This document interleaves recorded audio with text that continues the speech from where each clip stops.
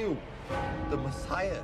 No offense, Perdre, but that has got to be the stupidest thing I've ever heard. Why not me? Have you met yourself? Perdre, you drink, you fight, you like to break people's arms just to hear the sounds they make. Well, howdy, pilgrims, and thanks for tuning in to another episode of Season 3 of Preacher vs. Preacher. This is a comparison companion, where each week we get together. We not only recap AMC's series, Preacher, but we directly compare it to the 90s comics by Garth Ennis and Steve Dillon. I'm Bill Sweeney. I got my buddy Dom. What's up, pilgrims? Welcome back. Woo-woo. And then, you might know us from the Wicked Theory podcast.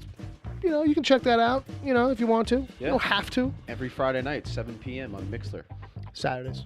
Saturday. It's been a while since you were there, to be honest. In all fairness. Fair, yeah. In all fairness. I don't know why I said Friday. Like I didn't know it was Saturdays. I was doing the Friday thing a little bit on the live feed. That's true. That's true. Yeah, But, so it's Saturday, 7 p.m. Eastern. Mixler. That's right. mixlr.com/wicked-theory if people want to check us out live. A lot of goofery. I like to say Like it's that? like this. Oh, now I won't do it. Now I won't do it. Now I exactly. won't do it. Right. Exactly. Fucking mics. Life. It's the way it goes. Yeah, so we got a pretty decent episode this We week. got a damn decent episode this week. I'm just gonna ring a bell right out the gate. Fuck yeah. Fuck yeah. Why not? Fuck it. I liked it a lot. I had a good time this week. I had a real good time. Before we get too deep into the good times, let's get some stuff out of the way. People, if you don't like what you're listening to us, that's okay. We got places you can go. Spotify, Stitcher, iTunes, Google Play, all this kind of stuff. Just search for us on any old device. And if you find us, maybe subscribe, rate, review, write a review. That helps us a lot. We really would appreciate it. Twitter handles, Dom. Yeah, I'm at Dom_Tory. That's Torre. That's correct. I'm at Wicked Theory. This show is at Preach vs. Preach on Twitter. That's correct. The email is pvp@wickedtheory.com. I think that's kind of it. I mean, grandma stories. I've been asking, no one's sending them, so hey, I guess everyone has a lovely grandma. That's good, though. I mean, I feel like that's the reputation that grandmas should have. Yeah. That actually... it keeps the faith with me because I feel like if we were getting an abundance of that's a good point. emails, I'd just lose faith in humanity. That's a good point. Full force. If we had every listener was like, "Oh, I got one," yeah, then we'd be like, "Oh, we're just nothing but a country full of nasty grandmas." Right. All right. Fair enough. That's a good point. That's the way I'm going to look at it right now. There you go. We're doing all right. I like that spin. That's a very good spin. All right, so just to remind people, if you appreciate the show and you want to support us, you can do that at patreon.com/wickedtheory for like at least $1, as little as $1 a month. Yeah. You can help us out, support this show. We do 2 other shows, Wicked Theory Podcast and the DC TV Report. Over there, you can find our buddy Edward O'Hare and Dr. Sarah Netzley, freelance writer for EW.com. They're good, folks. And they recap everything. They got a big San Diego Comic-Con special. They do. That just focuses on all the DC TV news that came out this week. So maybe people will be interested in that. That's a good way to sample them. And they also review Preacher. That's right. So if you're looking for a little extra commentary on that. A different angle.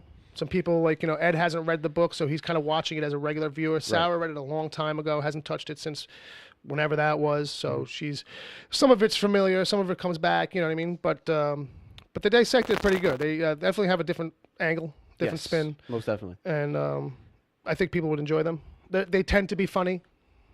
Oh, yeah. I don't know if we do, but, well, jury's It's more out. of a week-to-week by basis. It depends. It depends. I think we're funnier. I think we're having more fun this season than previous seasons. I think you're right. So with that, we could probably just jump right into letting people know what we do here. This is like the spoiler warning spot. Spoilers. This is we take the standpoint of you've read the books, because we've read the books. That's what we're here to talk about a little bit more. It's a thing where we kind of recap the episode, talk about where the book's different, where the show is different, why those changes might have been made, what that means for the season going forward. We theorize, speculate, all that good shit. And maybe some cursing along the way, I guess, too. Just a few. Just a few. But hey, they curse a lot on the show now. They do. They do. Quite a bit. All right, and if you hear this bell, that usually means it's something from the book. And I think that's about it. Let's just get right into it. Correct. Season 3, Episode 5, The Coffin. Ooh. What could that mean, Ben? I don't know. What do you think? I don't know. We'll get to it. I guess. I guess. If we have time. If we have time. We'll find a spot. I think we will. So this one picks up where the last one left off, which is I think the way last week's did too. Like they're kind of like there's no real. They're keeping those back to back. Yeah, probably for the bingers maybe. But I like it.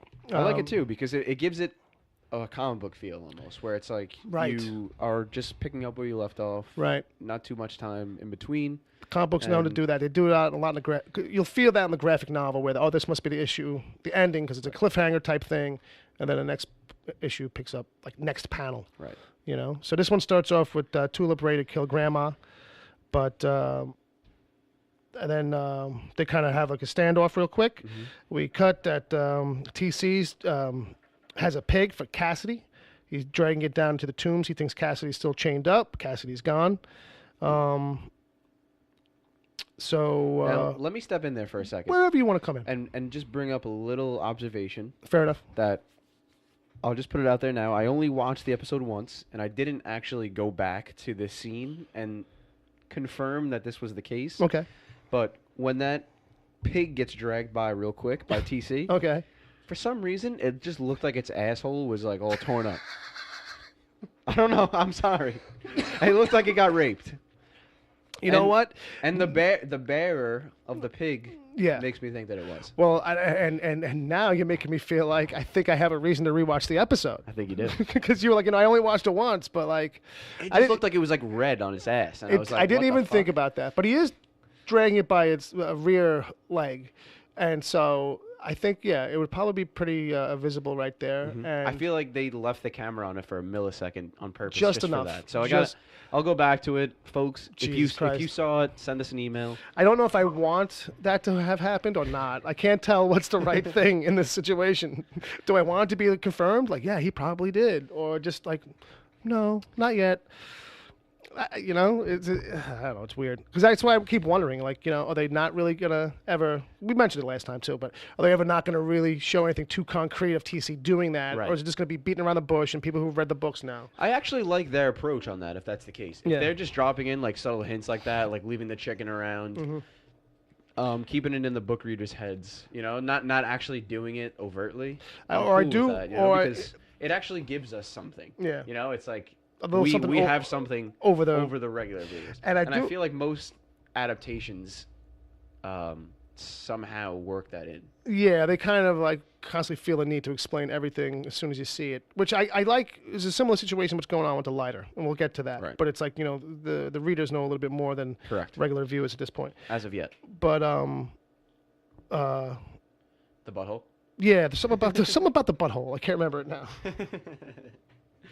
Oh, just that, like, I do wonder if maybe TC, like, Tulip will walk in on him doing something with an animal, and that's when, as the audience viewer, like, we're supposed to, okay, TC's a douchebag. Right. Like, that's supposed to push us over the edge of giving a crap about him anymore. Like, you know what I mean? Like, okay, he is that kind of guy. And then, like, all of a sudden it's easier for the audience to turn on him now when it's time to kill him. Yeah. Because he's cute right now. It's all kind of cute. He's very cute. He's one of the standouts, kind of, in a way, this season. Yeah.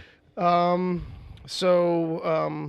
think, if I remember correctly, Tulip and Grandma get interrupted by Jesse. I think he splits them up because next scene is Tulip and Jesse upstairs. And Tulip's like, well, what's the fucking deal with Grandma? Mm-hmm. And, like, let's just kill her and then we can go. Yes. You know what I mean? And so I think at that point it's pretty much like, okay. Jesse's like on board with that, but like, I don't really think as far as I remember, I don't really think he gave a direct answer because I think they got barged in by TC and Jody. Yes, that's right. That's when they found out that Cassidy was gone. Right, Cassidy's gone, and they're coming up the stairs, and TC, that was a stealthy fucking move. That's Agent Palmer pointed out to me it was quite a ninja move. Everyone on the show is a ninja. Yeah. Even Grandma is a ninja. On this plantation, it's just ridiculous now where they're doing this bit. But the fact, okay, I can understand maybe sneaking here's the thing, too. I said to Palmer, I was like, first of all, I lived in an old house. You ain't moving around anywhere in that house and not making noise. So they went up into the attic, walked across the attic, drops down. Drop down, right. And then, like, lets himself go. Right. And lands hard on the rug. But the rug, I guess, is very soft, which is bullshit. We had those rugs when I was growing up. Those are not soft rugs. I'm going to bring that rug up later on. Okay. We'll get to it. All right. Consider yourself teased, folks at home. So they get into a big fight. It's a big knockdown, drag out. Werewolves of London is playing. There'll never be a big fight on this show without a cool song playing, which I think is okay. Now, but I wonder if it's gonna get a little played out. Maybe I don't know. Just another quick observation that I made this episode. They like you said, they do tend to do these big action scenes where like they're way overdrawn, you know, But usually well done, though. I usually enjoy them. Absolutely. But I just had a quick thought earlier while I was watching it. Like, you know how when you watch, like, old stuff from the 60s or the 50s, and, like, there's just certain things that they do in all of those movies from that time period. Right. Or television shows from that time period that just make it feel clunky and like, out of time, you know? Sure. Like, it's ran out. We don't really do that no more. Right, yeah. I feel like these fucking drawn-out fights in, like, every movie and fucking TV show Right. Like, these big fucking violent scenes. They're starting to feel like saloon fights in old westerns. That's exactly you know what what I mean? they are. And not even like westerns, but like movies that were like spoof westerns. So if you watch like Abbott and Costello, and they end up in a saloon, and a big fight breaks out. Everyone's going through the plate glass window. Someone's getting a spittoon on their head. Like, you know what I mean? Yeah. So just a little tangential observation that I made, that I feel like when we come back to these things from this time period later on in life, we'll be like, oh shit, we kind of dropped that because that wasn't doing it for us. Yeah, and at one point in this fight, TC and Tulip end up in the bathroom, and it's just like I was like waiting for the whole, okay, we're gonna end up in there in a minute, in a tight closed bathroom, and someone's head's gonna smash into the sink. I thought we were gonna get like the sink breaking, just like that. Like, I started to see the tropes in my head. We're gonna get a broken sink, water going everywhere, but we didn't. So basically, Jody ends up, he has Jesse, and it becomes a stalemate. Grandma rolls in, or gimps in, and we cut to Jesse in the coffin in the bottom of the swamp, and we go to commercial from that. It's a smash cut thing. We come back, because we like to come back. Coffin. Air Star is... we'd be ringing it a lot if we're going to do it like that. But Air Star... He is in the comic. They're doing a thing with the Messiah where they're trying to see how he'll behave. Yeah. Like, for instance, when he meets the Queen, which doesn't go well. He basically gives her finger a blowjob or a deep throat, depending on how you want to call it. I also took that as like they were trying to shoot footage for when his time comes. Because maybe it's kind of, this camera's in the room, and what's his name? Hoover. He's wearing a headset. Yeah, he's like the stage direction. Exactly. Yeah. So I feel like they were kind of shooting footage, but I think it might have been both, like a practice thing, and also to get some footage. Because he goes actors. So it's like, what were they going to do with it in the end? Really, is a good question. Because at first I was like, oh, they just were filming that so they could show the All Father, I guess. But like they were going to quite some length to put on a production. Right. But speaking of the All Father, so All Father calls in and wants to know about the progress with the Messiah, and we'll just talk about the All Father. So what do you think about this? This is straight out of the book. This is a character we were like, how are they going to do that guy on TV? And they did him justice, man. He looks great. Yeah. I think he really looks perfect. I really have no complaints as far as the Masada stuff goes. I'm excited to see where that gets to in the future. Like if we actually go to Masada with the main three. Right. I think we're going to.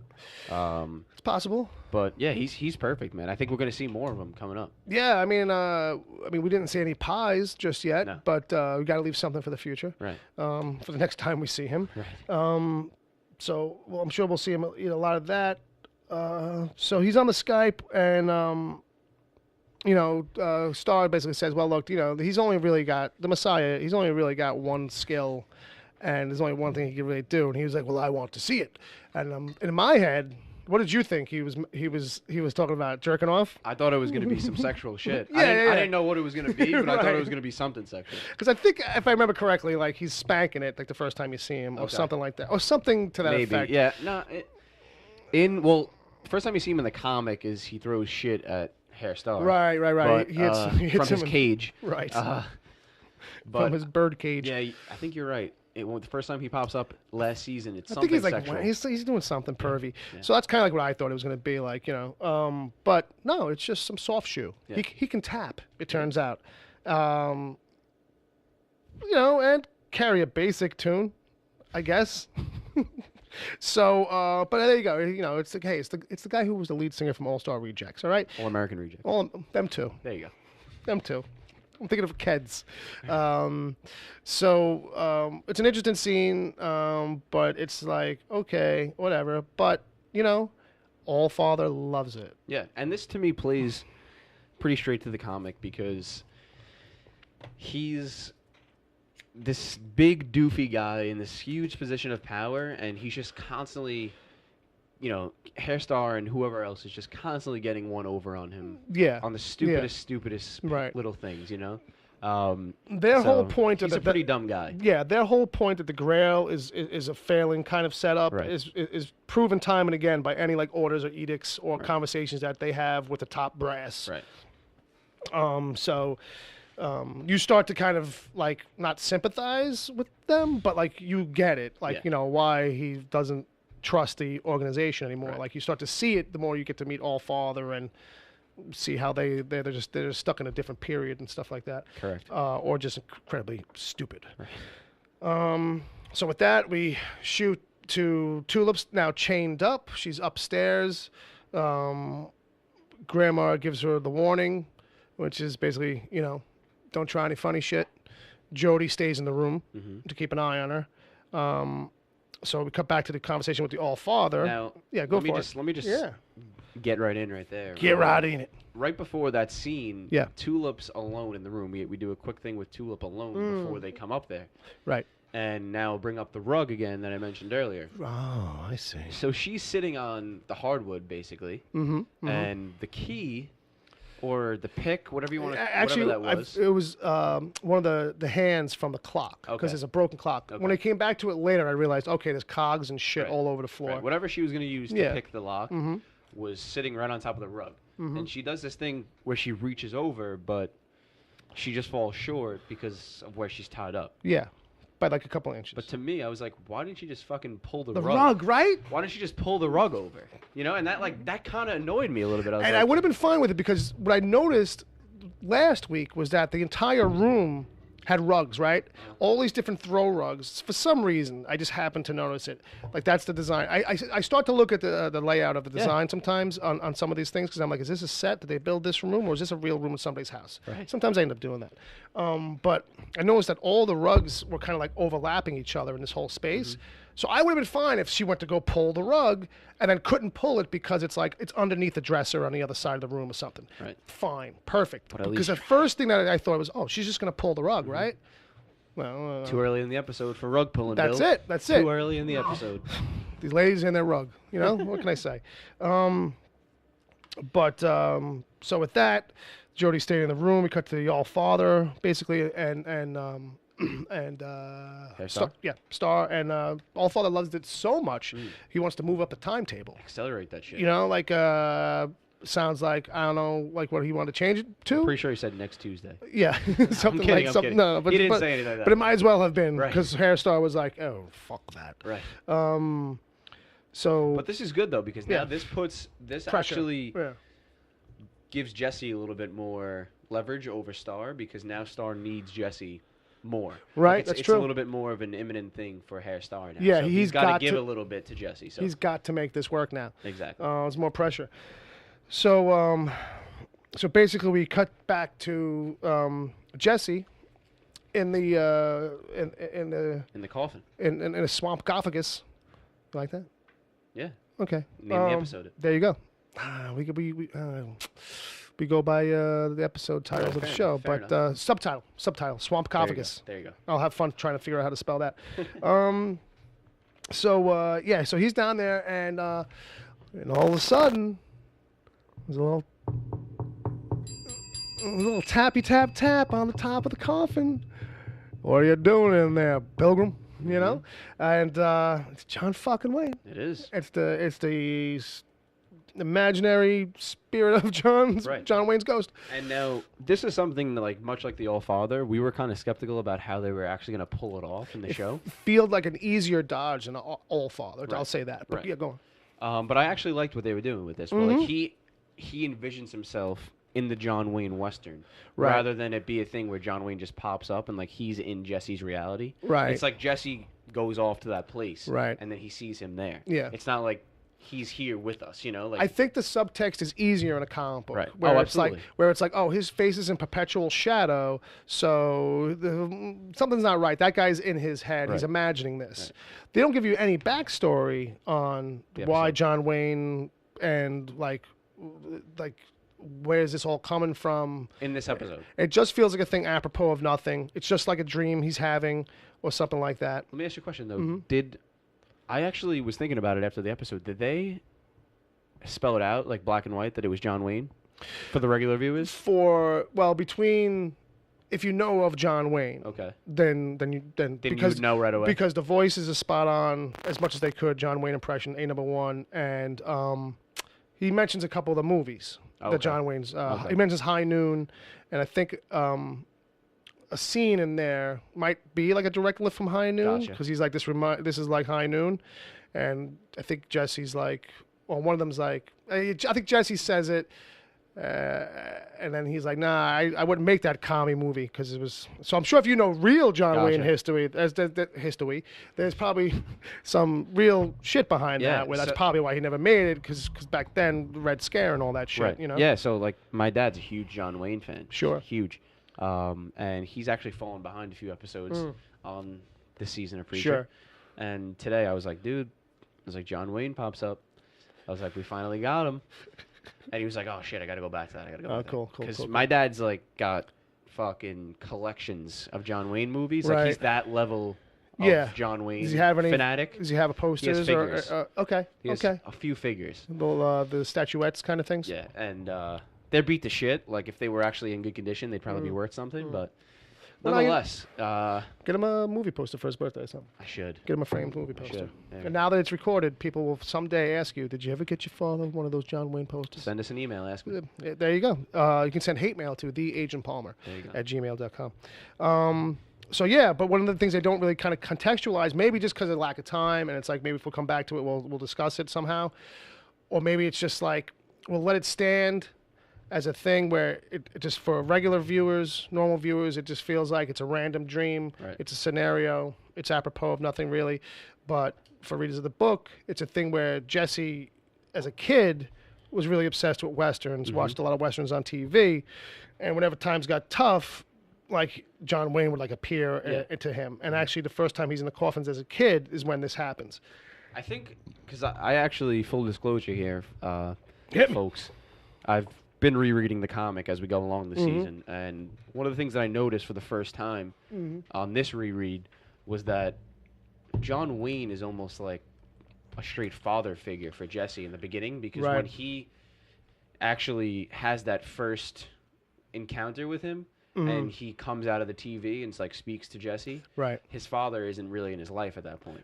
So it's almost like this thing where he was just really learning those fatherly lessons early on from John Wayne, so it's something that always stuck with him. Well, what's interesting is right now, is you got me piecing it together. When he's a kid and that happens, he's like in this very comatose kind of shell-shock state. And in the comic, when it happens that they're transplanting the events here, I mean, the same thing happens kind of to him at one point when he's a kid, I think is what it is. It's like John Wayne taps on the top of it and starts talking to him while he's in there. Yes. That's much later on in the comic, though. Right, you kind of see that later on. But the thing that happens in this chapter when we're in Angelville is that after Tulip gets killed, John Wayne pops up in the room, and Jesse's in like this, again, in this very catatonic state, can't function. Like, they just he's docile. They just gently put him in the room. They're like, we'll come back and deal with you later, this kind of thing. And he has this whole long John Wayne pep speech. So this is also something that I wanted to point out this week. I've been noticing more on the reread of the comic that Genesis actually like manifests itself through John Wayne a few times. Yeah. Where John Wayne's the character that gives Jesse the lowdown. Right. So like, I think that even though John Wayne is like a figure of Jesse's imagination in the comic, when Genesis gets into his brain, Genesis is using that as a way to communicate with Jesse. Right, in a way that he understands or whatever. Correct. It'll be interesting to see if they kind of maybe find a reason or a time to come back to it. I hope that's what they do on the show. That's where I was going with that. Exactly. Right. Because that would be a pretty perfect way to give the viewers that haven't read the comic the downloaders of information and this kind of thing, and also give the Genesis, a voice and a way to, maybe. Well, I was gonna say some exposition besides what we know it telling him from the book. Right, and I was gonna say like Jesse doesn't have Genesis right now, so well, here's the thing. Maybe they're giving us John Wayne now, right? So that when Genesis does come back, that it's not like a brand new thing. Because here's the thing, I feel like it's in him. I think it's in him. He just can't access it. Okay. Because he's missing that piece of his soul. It's possible. You know what I mean? Because it's very wishy-washy. So it's like, they can go anywhere with it, really. But that's the way I've been taking it. So anyway, him and John Wayne, they have this big shootout that's kind of like a loop. That just these trains keep coming in with bad guys and stuff. But we come back to that later. We jump to Cassidy, who's on a date. Yes. In a previous quick shot, we see him playing around with a Bite Me app. Yes. But this is when he's actually taking the date, so I just kind of jumped right there. Yeah, absolutely. So he meets this girl. It seems to be kind of going all right. She's cute as hell. She's a vampire. He's a vampire. Why don't they make little vampire babies? Right. She was 200 years old, she said. That's what, she looks good for 200. Sheesh. She has a strange chin, but that's okay. I don't want to judge. I shouldn't judge. I didn't take note. Yeah, maybe I'm just a weirdo. But things start to get hot and heavy. They end up in a back room somewhere or something at this bathroom. And she goes and puts in some fake vampire teeth. And it's like, okay. Because you're kind of waiting for it. You're like, is she or isn't she a real one? Does she just think she's one? It turns out that's the case. Yes. You know what I mean? It's a tip-off if you know the comics, although there's no app in the book because apps didn't exist then, in that form anyway. Yes. So when she goes to put him in, Cassie's just fucking like, you fucking jerk. Like, he's just like, this bitch. He's dejected. You know what I mean? On it. Like, so he kind of snaps, Yeah, she's like, how do you feel about someone appropriating your culture, Bill? Oh, shit, I hate that. But, I'm sorry. American. And I'm sorry. I thought I'm a white American, so my culture is America, and all in all. And if it's too late to get mad about people liking the stuff that we do, because it's from blue jeans to rock and roll. I don't disagree. But anyway, so he's like about to bite her, and for the first time, we really see the fangs come out on him. Usually, I don't think that we've ever seen him like extended that far. No. But I mean, that's my take on it. I could be wrong. Yeah, this is something that I really don't think they. Yeah, it might be something that I just didn't really take note of too much when I was reading the comics, but I feel like they didn't put too much of an emphasis on the teeth. It was more like he just bit into people. Yeah, he just gnashed on you with his regular human toothless. Yeah, and that was kind of like the angle that they were going for, where it's like certain rules applied, certain rules didn't. Right. So I guess that's why the show is like, some sunlight, but not really. Just a basic umbrella for your head is enough. So he's about to bite her, then he gives up. He kind of throws her to the side and leaves. What a nice guy. He left her alive. Yeah. So we could jump back to, and then, so we see the other girl at the bar, though, which turns out to be Featherstone. Now, this should have rang an alarm in Cassidy's head immediately, because who reads books at the bar anymore? Yeah, whoever read books at the bar? Well, there are those types. They're legendarily known as being pretentious. Okay. Right. Exactly that, though. Only you must have something going on in your head. If I'm sitting at the bar and the only other person at the bar has a book covering their face at all times, I'm going to be a little skeptical. Yeah, I'm suspicious maybe. This person's probably following me. Yeah. Well, not even that. I'm just going to look over yo, you want a drink? Just to make sure everything's good. Yeah. Just to get them to peek. Right, just to make sure they're not up to something. Right. Are you really reading that? What's it about? Yeah, let me see your face. Yeah. See your face. Do I know you? And what's funny is that, I didn't really recognize her instantly. Like, you know. Yeah, well, she's They pretty well disguised. they're And doing- she's they're got getting like good- a fucking cherry on her nose from Right. when Tua punched her in the face. That's true too. That's true too. So with that, we jump back to Tulip and Jody hanging out, and Jody's doing this crossword puzzle. She's trying to get that piece of the clock. They're kind of going back and forth. He's asking her for clues, and I thought a funny line was just, he goes, "Yeah, well, words are for pussies."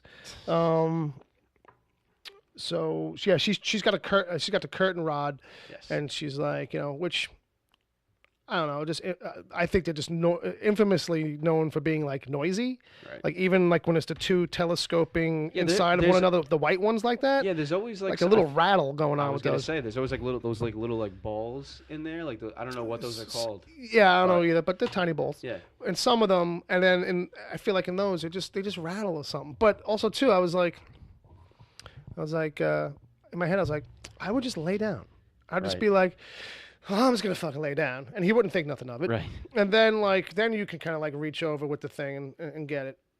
And then Now, did they show her get out of the? the shackle? No. No. I think they did a little camera trick where when we jump back, it's They like did. the door kicks open and like she's like right there and he's already And he's got her. She's got him fucking locked up right. You know what I mean? And it's like I get that, like, okay, we can save time because we don't really need to know exactly how she whoops his ass. Yeah. Well, you know what it was, dude. Or how she gets over on him. But it was like in the conveniently thing. Yeah. Well, that's And exactly. I know it's also kind of played for like a funny reveal of when he opens the door. It's like, oh, hijinks have Yeah, been going on, yeah. But it annoyed me when it happened. But when it really got to me, Yeah. was later on, which I'm sure they'll get to, when she's fucking struggling to beat up grandma. But she put Jody, who fucking destroyed Right. 60 fucking mobsters at the Boyd's house 3 weeks ago. Yeah, exactly. When she's, convenient, strength when it's convenient, you know what I mean? So with that, we jump to TC and Grandma, and it's like, what to do with Tulip and this whole thing, and she seems kind of restless, so he's like, oh no, that comes later. We'll come back to that. They're having a conversation about what to do with Tulip. Right. And I didn't write down that they actually came to an idea, but I don't think they did. Well, I think they already know at this point that Grandma needs her. They need someone to feed Grandma, and she seems like the right candidate. Right. Okay. So maybe that's what they covered right there then. Right. All right. So then we go back to Jesse and the Duke, and it's basically coach time. It's a speechification by the Duke, and it's basically get your shit together, get your head out your ass. And then Jesse kind of comes out of it, comes out of the dream. The water sprinkles on his face, I guess, because he was punching the top of the thing. Mm-hmm. Now, mind you, here's the thing from the book. Not only does it say Tulip on there, because when he was a kid, he was probably scratching her name in there, Yep. but you can see Billy. I'm not sure if it said Billy Bob. Oh, yeah? Yeah, but it said Billy up there. So Okay. I'm glad that he was thinking about me, and I really appreciate that. It's kind of weird, but okay. So I think that that's a reference to Billy Bob from the book, who was his one-eyed, cyclopsian, incestuous friend from next door. One-eyed Billy, exactly. Little one-eyed Willie. So whether or not we'll ever actually see that kid, I don't know. Like, you know what I mean? If Seth Rogen's in the show, It's- at any point, it's got to be. I feel like has it's to be. next time we need to see little Jesse. Like, I just wanted to start, like, even if it just, like, we don't get the whole Billy story, because Billy's got like a tiny little arc of his own, you know what I mean, of what ends up happening to Right. him. Well, TC kills him. Yeah. Yeah. It kills Jesse's dog, little Jesse's dog, and then I think, they end up fucking with the kid, because eventually the kid's in the barn, and TC's fucking a goat or some shit. But at least if it's just a shot of Jesse, like, and him fishing by the watering hole, and it's that kind of exchange. I'm gonna marry my sister Lori. That whole line. Right. I'm gonna marry my sister Lori. Wait, now you got me thinking. Was Billy the one with the one eye, or was Lori the one with the one eye? No, I think they both did. Oh, they both did. Yeah, Okay. yeah. I think it's like Because I know Lori definitely had one eye. Yeah, well, I think that's I the thing. remember it coming back later on. See Billy first. Right. And, like, eventually when you see Lori, it's kind of like, I think it's a little bit of the goof of, like, when you do see her, oh, shit, she has one eye, too. Okay, like, you know? Right. So he was punching a thing. He loosened up the wood. He starts doing this thing where he's trying to... I think if he just kept punching it, he would have got out. That's what I was thinking. So what if the water rushes in? Just hold your breath. I mean, it seems weak enough that if you're punching it and the water pressure outside is got that much play, it's pretty shoddy to me. But instead, like, it's this MacGyver whole situation where it's like, oh, I guess I can create some kind of vacuum in here that will suck a cigarette all the way up the tube. I still don't know what happened. Yeah, I think it's a little bit malarkey. But hey, he got out. That's all that matters. Yeah, I mean, and at that, I'm like, okay. But I'm just how did he survive the explosion? Well, that's the Like thing. he didn't get like a shard in his leg. Nothing? Yeah, you know, I guess like it's supposed to be like, you know, then all this air rushes back down the tube, and like the pressure from that, maybe, you know, the explosive force coming back through the tube now blasts out the sides or the top of the coffin. You know what I mean? But like you're right, like it should have, you know, affected him somehow. Yeah, let's just. Blowing out his eardrums. I mean, he put the cigarettes in his eardrums. Right. I mean, so I knew he was planning some kind of explosion of some sort, but you know, I didn't put it together until it was too late. The whole thing smacked of Star Trek science to me. Oh yeah. But that's fine. It's a comic book. Okay, so get your shit together. Jesse trying to escape. And then we go to Grandma and TC. And TC's like, you know, do you want to play dress up? Yeah. Yeah. This was now. I still don't know what happened in this scene. Like I don't know right. Like where this came from. Like at first I was like, is this like a role play thing? Like fuck, like what's going on? Yeah. Is that what happened? Like I'm genuinely asking. Yeah. Well, I'm thinking the way I took it is that like. No, normally nothing naughty ever probably happened before, but I guess it is something that they do, and they dress up as Confederate soldiers and stuff. They might have been doing a script from Gone with the Wind. Like I'm not sure. I feel like it's from something. Whatever they were reciting seems to be from something particular. So it's probably like something from Gone with the Wind or some other fucking Song of the South, some fucking racist fucking bullshit. You know what I mean? That's like in a vault somewhere. Right. But the funny thing is that like, you know, when he ends up on top of her, he goes right in under the dress. You know, he's making a move, right? And that's then, why I thought it was gonna. Yeah, it seemed like is she into it or is she just playing? And I think she was just play acting, but she kind of got the vibe from him, like, oh, you're trying to get something now. And when she grabs his package, that's when she freaks out because he's got a fucking wood. Is that what it was? Yeah, I think so. Like if I remember correctly, like at the same time she's screaming, she puts a hand underneath him. Right, she grabbed and I thought it was like to squeeze his balls and be like, back the fuck up. But like he sits up and she's not really crunching him. I think she was just checking his package and being like, oh, like you're fucking, like you're all horned up, you little goat fucker. Like she knows, like, you know, don't let the boobs, don't give TC any type of affection or skin or anything. Okay. You know what I mean? Yeah, I just really, the way they did creepy. that scene, I really didn't understand it. Yeah. If someone out there did, Sarah, I know you probably did. You're a genius on these preacher things that me and Bill can't seem to understand. Yeah. Ed, if you got it, send us an email, something. Somebody break it down for us. Yeah. Somebody help or help us forget. Right. Because it was kind of traumatic. Jesse, like we said, Jesse escapes. But now at this point, it's Grandma and Tulip are having the fight we mentioned before. They're rolling around. Oh, what was great with the dress up though is that when Grandma got mad at him, she gets up and she pulls the fucking wig off. Yeah. And I fucking called that. We need a separate sound effect for when I'm right, because we'll never stop ringing that one either. But I'll give you a little Tulip for that. They pretty much grow dumbass crazy here. Yeah, there you go. All right. You pretty much grow that dumbass crazy here. But yeah, so that was great to see. Because I'm like, oh, there's that ugly fucking bitch that we know from the comic. Yeah. Right. Because I knew that she was a wig. So, right, they were rolling around on the ground, Tulip and Grandma. Grandma suddenly, we don't have to worry about her breaking bones or hips or nothing.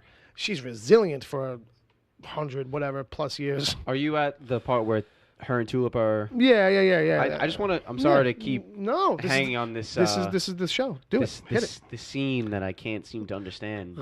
About the Confederate dress up? Right, but when she gets on top of TC, when she knocks him to the ground, did you get the feel like when she yelled at him, there was like a little extra oomph in her voice, Like some magic, like or some like something? demon shit? Not that I caught, but you know. Because I pulled it back to that, and because I thought I saw that. Okay. And the second time, like, it wasn't like full like demon level voice, but I felt like her voice just got deeper when she was. They might have put an effect on it. I don't know. Yeah, Maybe. I don't know. Maybe. I might just be reading too much into it, but You know what? They might. You never know. I mean, that could be something like like in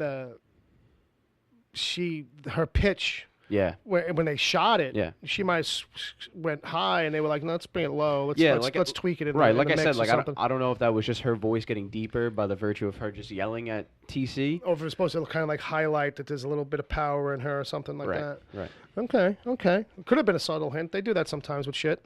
Sometimes it feels like it's not a subtle show, Yeah. and then sometimes they Yeah. do subtle shit. So basically, they're rolling around, and Tulip chokes her the fuck out. Kills her. But then Tulip drops too. Right. So turns out that they got a connection. Stuff that we saw when she brought Tulip back was actually all about creating a bond between the two of them, Right. where if she dies, Tulip dies. Right. Which was a cool little twist. Right. Which was a cool little twist. I will say that I think a season ago, last season, I kind of called that Tulip would die twice. Yes. But not in this particular fashion. The second death, I always saw as being something that would actually be the first one death, the death that meant something. So But this actually brings up a theory that I have that she's gonna die again. theories. And I think if you watch I like it. if you watch the The preview bonus. for next week, Oh, okay. the little trailer they do at the end of the Right, episode, it looked to me like Jesse. Now this might be a stretch. I might be reaching here, folks. Don't hold me to it. Oh boy. But there's a quick scene when Jesse walks into that office that Grandma has. Yeah. And TC and you see Jody standing there, and you don't see Grandma, and it looks like he fucking shoots somebody in the head, Jesse. I was thinking maybe it's Tulip. I mean, that'd be crazy, but I mean, or Grandma. It has to be either one of the two. He definitely fucking loads a shot into someone's head right. in the trailer. Oh shit. Who it is, I don't know. I don't know. I'm gonna hope Because they keep doing this thing with God, with Tulip, and Right, I think we're gonna right. get One God more bringing. round. I think God's gonna bring her back. Yeah, you know what? I'm wondering if now that you mention it, like because like so much is set off, like when she comes back in the book, like that's it. It's on. Right. That's how everything goes. That's the signifier of everything going to shit from there. It's the house starts burning. It's highway to hell. It's shotguns blazing. Right. She starts going on a killing spree. So, maybe there is one more death with her because, like you said, she's having this ongoing thing with God, and they're going to tease that for the rest of the run. So I'm sure on some level because, that's just not really resolved in any particular way yet for the season. No clarity anyway. So, all right, we might get, I just hope it's not a thing where she dies every couple of episodes. Right. Like one more time and have it mean something, Right. and then we're good. Like I mean, look, I understand how crazy it sounds Yeah. and how not feasible that it sounds for Right, Jesse to right. be killing Tulip, but I think that it's an option that you wouldn't think of that But in this show, gives you a MacGuffin to have God bring her back. yeah, and in the remix nature of this project, it feels like something that they would they might do. So I could get why that feels logical. So it's the whole they got a connection. We need one to come back. Right. So they Grandma comes back. Jesse resuscitates her. Basically, got to give this old crazy bitch some mouth to mouth because he was resuscitating the wrong one. Right. Which made sense. All the logic is coming from TC. And so we cut to Cassidy, basically getting ambushed. Yes. He gets snuffed out of nowhere. and it's all these hooded figures. Well, first, let's go to the fact that the Grail kind of shows up and they do the whole fair enough video. Right? Yes. Right? Yes. I kind of skipped over that. Yeah. I mean, we don't have to talk about it in any At depth length. or anything Right, like that, right, but right. it's definitely something to mention that Mhm. They are basically this is taking a page from the comic, I think. Yeah, there's because a certain it sets up the Cassidy goes to Masada, right, and that's what gets Jesse there. right. That we're gonna That we're gonna end up getting at some point in the future. I feel like. Right. I feel like because Cassidy gets taken by the Les Enfants du Sang. Right. Which so interrupts the video. it interrupts the video, but the only reason I'm breaking it back around is to say that this is if your theory is correct, this is just teasing them taking him a couple days from now, after he wraps up his little Children of the Blood fucking storyline. But yeah, so what's interesting was that it was like watching them film it and seeing exactly the sequence of the film that's the clip they're going to show Jesse. Like, you know what I mean? Because it's like, oh, there's a sweet spot right in the middle of this where it's like, does everything that they wanted to do, and then he falls off the chair. Yeah. You know what I mean? So it's teed up for them perfectly. Absolutely. I will ring the bell because we seem to be getting the hat gag. We do. They're not doing it exactly as the book, where it's like this is a cool, fun way, I feel like. Because otherwise it's a one-time gag. And I feel like it's also something that if you haven't read the comic, you really don't notice it. Yeah. Although someone did tweet, I love what they're doing with the hats. And I don't know if that meant because they knew the book or not. I just kind of saw it as I was going through some tweets. And I was like, yeah, well, there might be more of that. So, because I was kind of like miffed that when he's got the one hat that kind of looks like his classic hat, but a little different. Yeah. So I think we haven't settled in on it yet. But when he pops up here with like the soft baseball cap, I guess, kind of thing. I don't know. It looks like one of those crappy fucking hats that never has never has any shape or real form to it. It's just like it might as well be mashed potatoes with a brim. So there's that going on.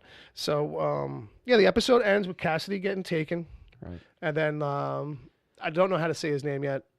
We're gonna say Icarus for now, because that's a whole different Greek god or anything, but he seems to be a legitimate vampire.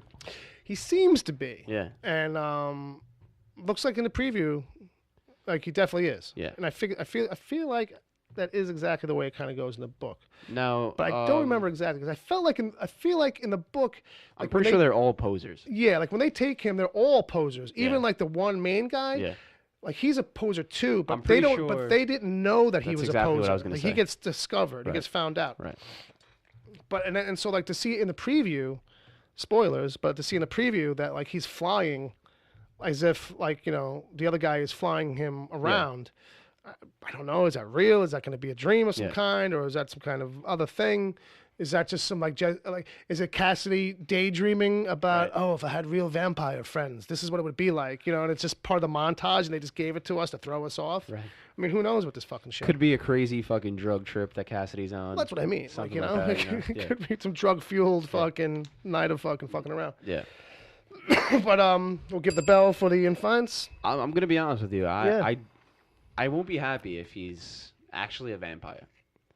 Because the way Garth Ennis plays it in the comic is that vampires really aren't a thing too much in the world. Yeah. It's just like, it's like the one who made him. It's an anomaly. It's a few guys, It's not, it's like the one who made him. Right. Cassidy. And is there one other one, though, really? I don't know if another one pops up in the comic. I really don't think so. And I feel like if it does, it's during this storyline, though, for some reason. I feel like it does lead to him running into somebody or something. Enough. But she did say welcome back.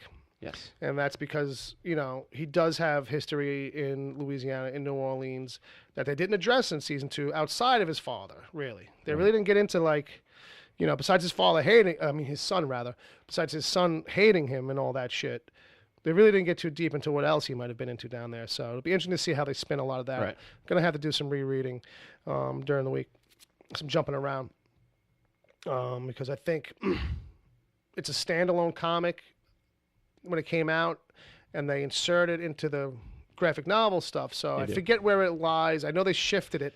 The collection you have Right. is a newer collection than the one I have, and I think they moved all that stuff around. Yeah, it's totally different. It's Yeah, it's close, but it's not all in the same sequence. Yeah, I'm pretty sure in the one I have, they put all of the side stuff together in one book. In one book. Called Ancient History. And the one that I have, it's all mixed in. It's like chronological. It actually goes chronologically. Yeah, they kind of put it in a more logical reading run. Exactly. But all right. So that brings us at the end of the episode, right? Yeah, that is the end of the episode of the show, of the TV show, but not necessarily what we're doing. Yes. So any as I'm pulling up the Twitters here, any thoughts, anything lingering in general? I mean, these tweets will kind of bring some stuff up. So, from our friend at Preacher on AMC, that's not an official account, but he's a damn good friend. He retweets us all the time, supports the show. He said the Coffin is an amazing episode. You get the All Father, you get the Les Enfants du Sang. You like how I said that, as if that's quite right? I don't know. Made their first on-screen appearances. Angelville was awesome as always with great fights. Oh, and it introduced the Duke into the Preacher AMC canon. Hope we see him again. Can't wait to hear your take, guys. Well, this is it. I hope you're enjoying it so far. But yeah, there was a lot of great stuff coming out this week.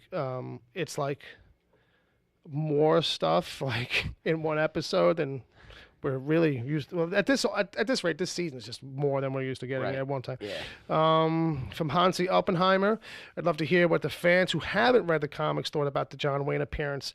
I know the comic fans were losing their collective minds. It's pretty true. Like, I do wonder how that sat with people, and you gotta guess it just hits them as like, what's the random dream thing? Like, they don't probably put a whole lot of weight to it. It'd be interesting to see it though. Like, if it does progress and it means Genesis later on, how like it would affect people to be like, oh, okay, so that actually meant something. That's what I was gonna say. Exactly. Yeah. Like it's only shown to us once so far, so there's obviously no significance yet. Yeah. So there would really be no way for anyone that hasn't read the comic to know that it's gonna play out to be the way it is, where it's like a figure in Jesse's head that actually guides him to make decisions, you know? Yeah.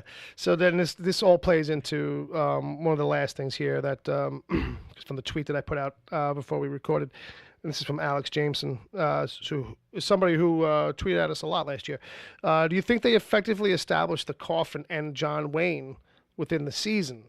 They obviously mentioned him in previous seasons, but I felt they needed to remind us and expand in this season before this episode to make the moment really land. Mm-hmm. And I kind of think I spoke to that a little bit before, where it's like one of those things where like there is a bigger context there, but I don't know that maybe to have been reminded of his appreciation and love of John Wayne in general. Yeah, I mean, that's not something we needed to be reminded of. I don't know, but like I think maybe regular viewers could have used a nugget. Yeah. You know what I mean? But I don't know. I like it sometimes when something kind of comes out clean cloth and isn't completely telegraphed. It's like if we had seen a picture of John Wayne on the mantle and someone was like, what's with the John Wayne picture? I love John Wayne. Right. And then like 20 minutes later, okay, now we have a sequence with a guy pretending to be John Wayne. Yeah, I mean, sometimes that shit feels a little too set up. Right. You know? Oh, absolutely. I totally agree. I really don't have too much of a problem with it for once. Yeah.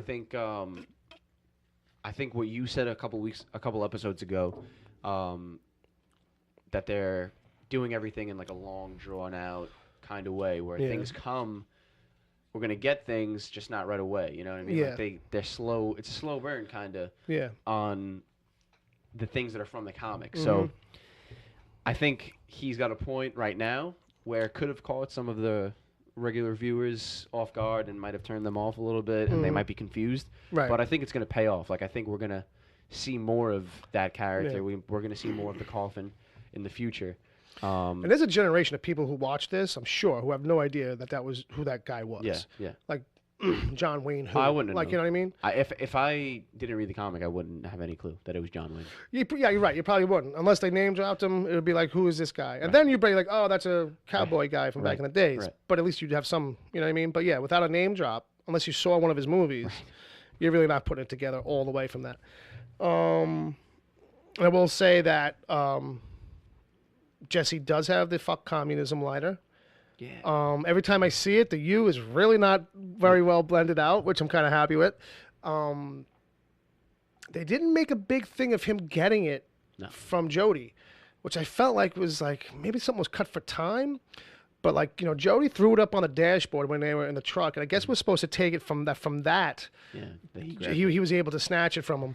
And I feel like it's something that, like in the book, Jody rubs in his face that I have this thing. And are we waiting for a moment when Jody realizes he has it, and then we have a conversation about it? Jody tries to take it back. Maybe Jody knocks him out, punches him, and pulls it out of his pocket. Right.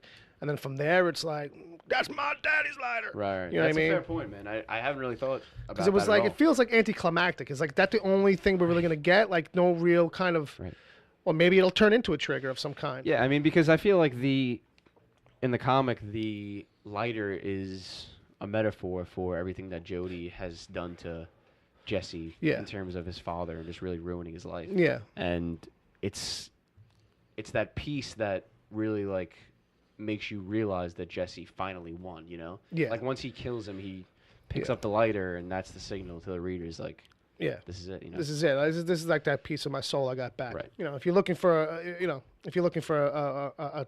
similar touchstone, it's the watch from Pulp Fiction. You know, when Butch has to go back to the apartment to get it, despite the fact that everything is moving against him. Yeah. Like it's like fuck. I forgot the fucking watch. Right. All right. But yeah, outside of that, I mean, I don't know if we got anything else really to cover. I mean, no, I just want to mention that we do have. Looks like we're gonna get Arseface and Hitler next week. Yeah, let's tease it up. Reluctantly. Reluctantly. Yeah, so I think we're in this spot now in the season where we might put some of the big reveals that we got this week on hold for a second. Yeah. Whether it's an episode or 2 episodes.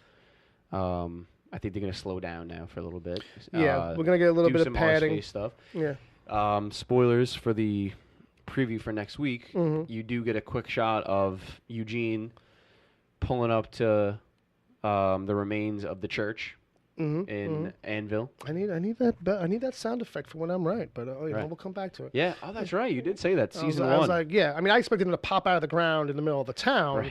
Right. He might. That's true. Knows? That's true. We don't know. Yeah. But so he's going to get a look at that, and that's going to start this probably slow decay of really hating Jesse, which is what I kind of figured.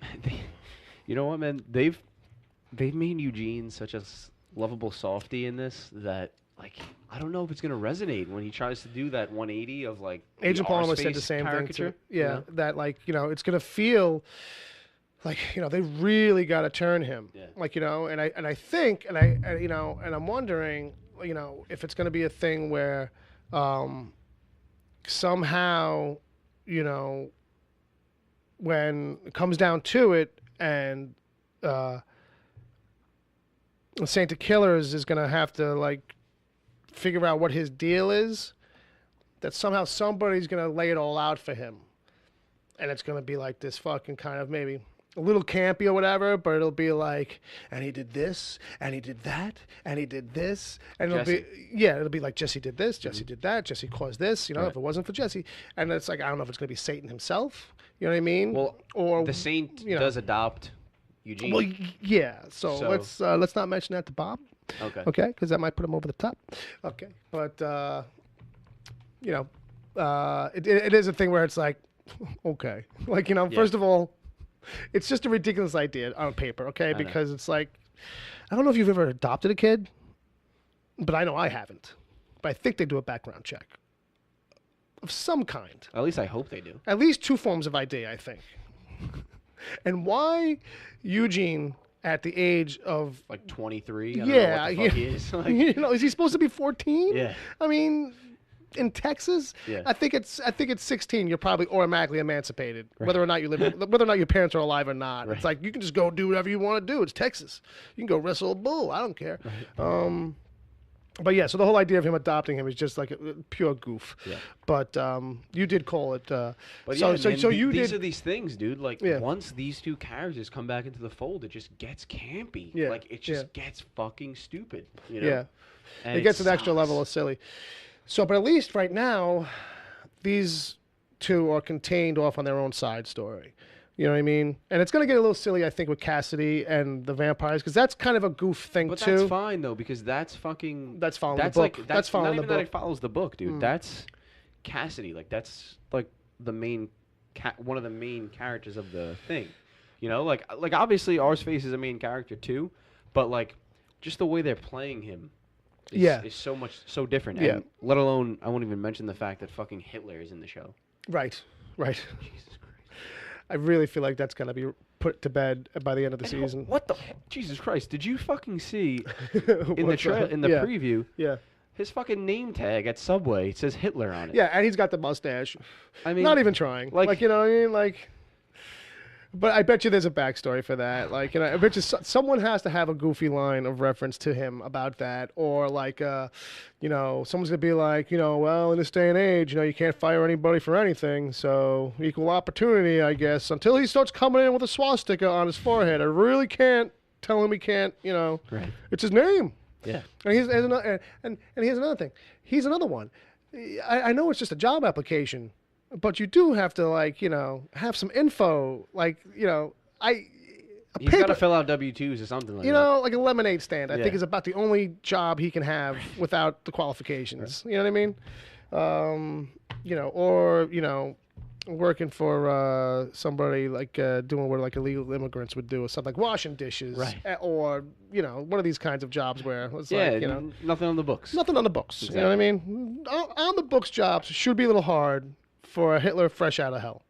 Just gonna leave that. Just gonna say, Like, I mean, hey, if he rolled through and was like, yeah, my name is Hitler, like, you know. I have a real hard time getting work. No one wants to hire me. Right, but hey, if he shaved the thing. That's what I would say to him. I'd say know? the mustache might be a little too much. I That's can what I understand mean. if your parents named you that. If he came through with like a disguise on and was Right. like, yeah, my name's Hitler, like, Right. sorry. The German accent, just whatever, you know. And maybe, well, and here's the thing. Because it doesn't say Adolf. It's Hitler. It says Hitler. It says his last name. So whatever name he's using a fake name, but Hitler's the first name. So it's not like he's like, oh, I'm Larry Adolf. I mean, I'm Larry Hitler. Right. He's like, I'm Hitler. I'm Hitler Johnson. Like, you know. You think so? Yeah, I mean, because it's a name tag. Right, it's his first It's always got to be, hello, my name is Judy, or whatever. It's not, hello, my name is, Right. you know, Tori. You know what I Right, mean? right, My right. last name is, you know. Right. Correct. That's a good observation. But yeah, it's just funny, like. it's funnier to have. just- I think it's funnier for them to have it say Hitler than Adolf. But I think Adolf probably would be just as funny, or make just as much sense. Because it makes it a little bit more like believable. Just at that point. tiny, Right. You know. But hey, Let's wrap it up. let's do it. All right, kids. So if you like what you're hearing, well, thank you. And you can hear more of us and our shenanigans on other shows. You can hear me on the Wicked Theory podcast. Dom's over there sometimes hanging out. You can hear our DCTV report every Sunday. You can hear Wicked Theory every Monday. It's live, recorded every Saturday. But if you miss it and you listen to podcasts, we're everywhere. You can find us anywhere, everywhere. Let's bring them tunes up. Let's bring that music back in. Woo! Shenanigans. Yeah, so you can follow Dom again at Dom_Tori, Tore. I'm at Wicked Theory. Find us wherever good podcasts are given away for free. And, you The know, end of the world, yeah, to the end of the world. bitches. Yeah. Sons of bitches. Get him. Get them. All right, that's it. We're done. I had nothing, Woody. I tried. I had nothing. Good night. And good luck. Snuck one in there.